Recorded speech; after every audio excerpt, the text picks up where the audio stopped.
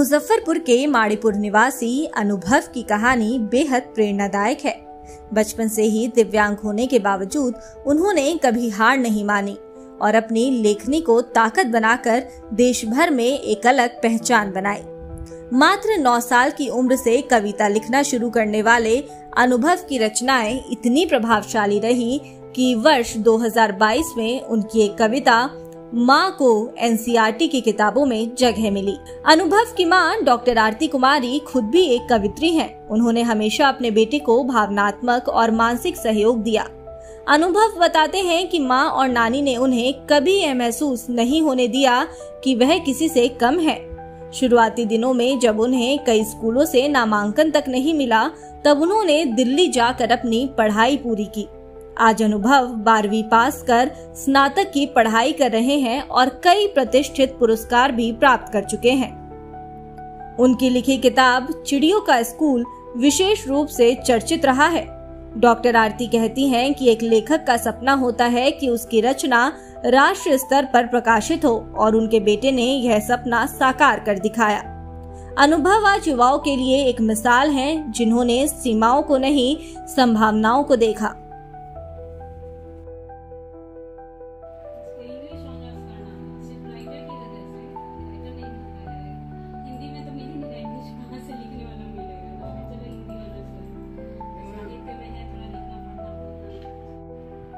इधर देखिएगा मैम।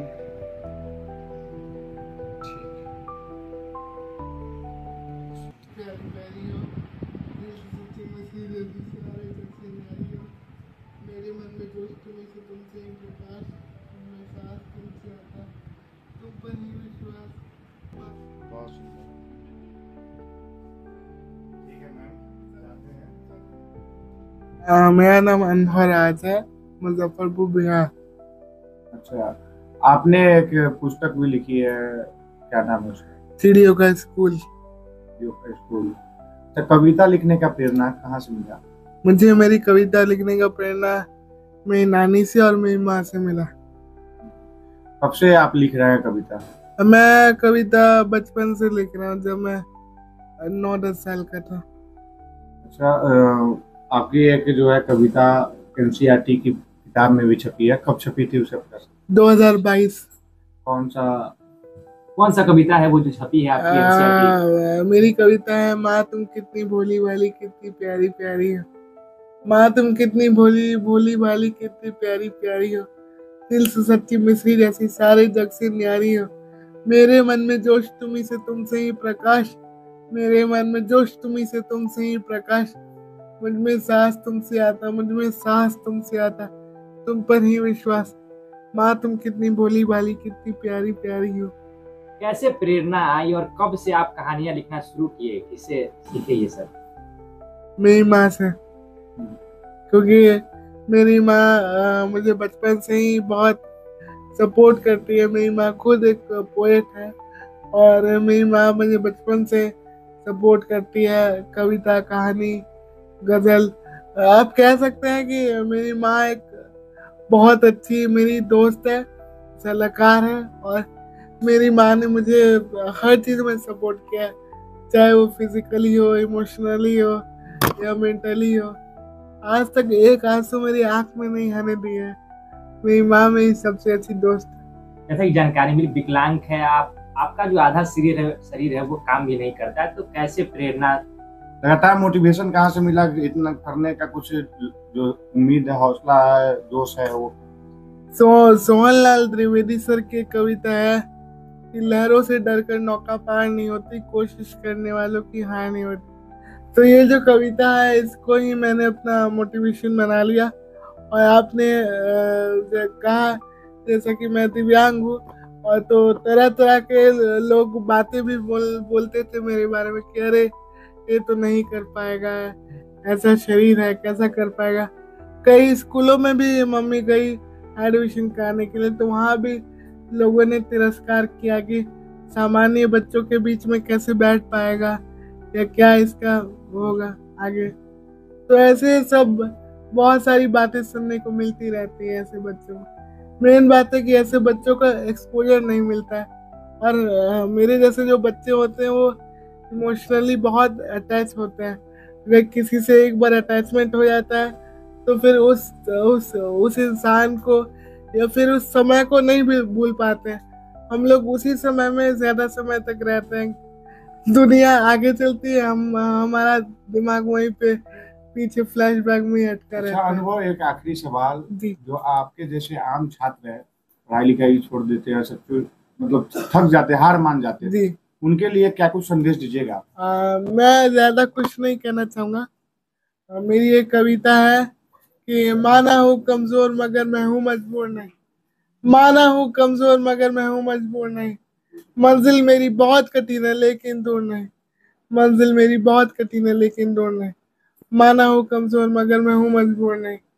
तो मैं ये कहना चाहूंगा अपने जैसे सभी बच्चों को कि आप हमेशा हौसला रखें, और पेरेंट्स को भी कहना चाहूंगा कि आप अपने बच्चे के टैलेंट को पहचानें। अगर भगवान एक चीज चुनते हैं तो बदले में 100 दरवाजे खुलते हैं। आप अपने बच्चे को बोझ ना समझे, उनको जो भी पढ़ना लिखना जो भी करना है कराए, और बच्चे को खूब प्रेरणा दें।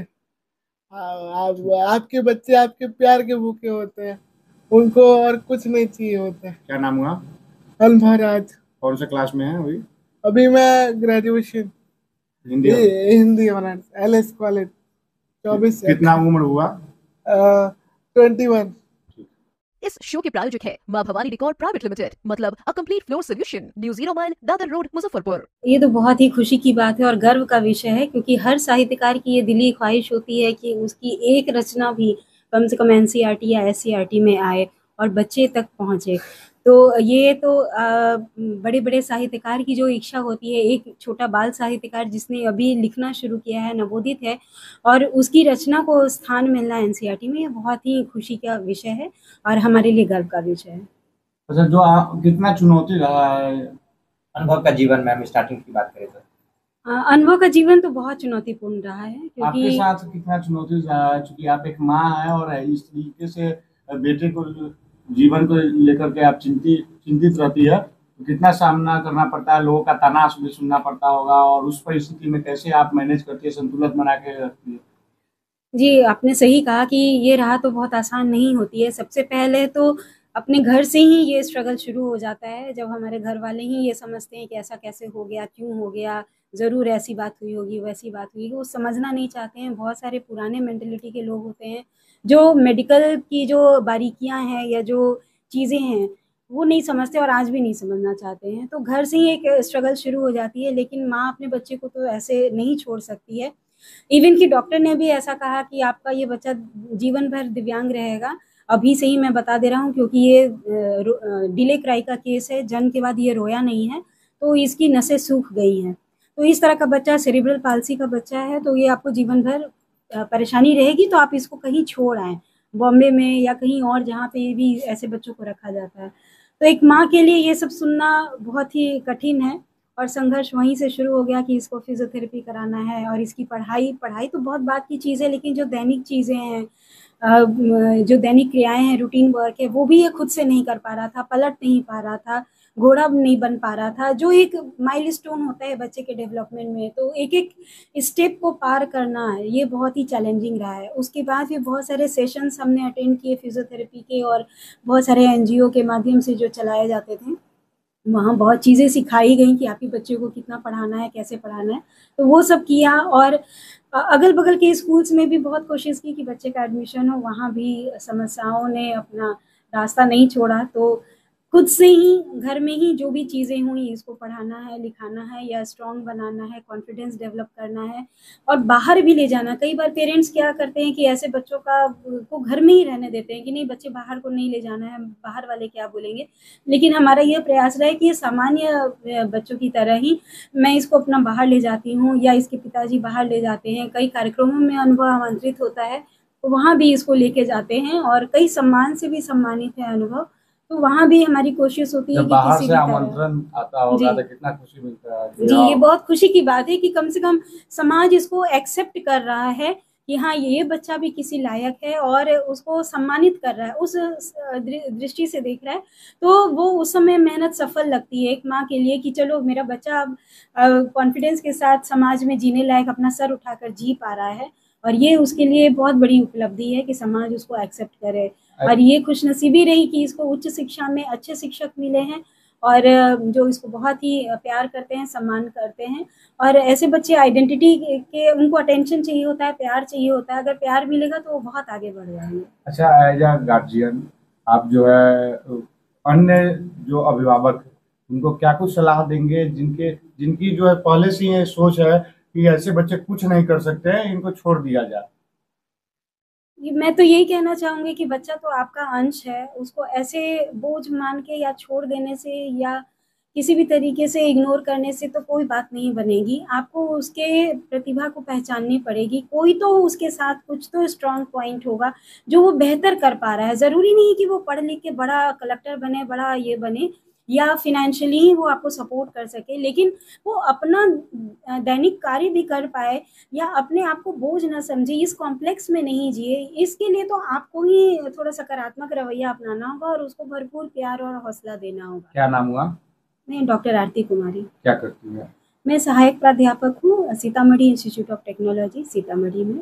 अपने सपनों के आशियाने को दें नई पहचान माँ भवानी डेकोर प्राइवेट लिमिटेड के साथ, जो है ऑथराइज्ड डिस्ट्रीब्यूटर ऑफ कजारिया। देश की मिट्टी से बनी टाइल से हम देश को बनाते हैं, और जहां मिलती है सभी प्रकार की Indian and imported granite, marble, sanitary एवं कोटा स्टोन का अनोखा एवं आकर्षक संग्रह।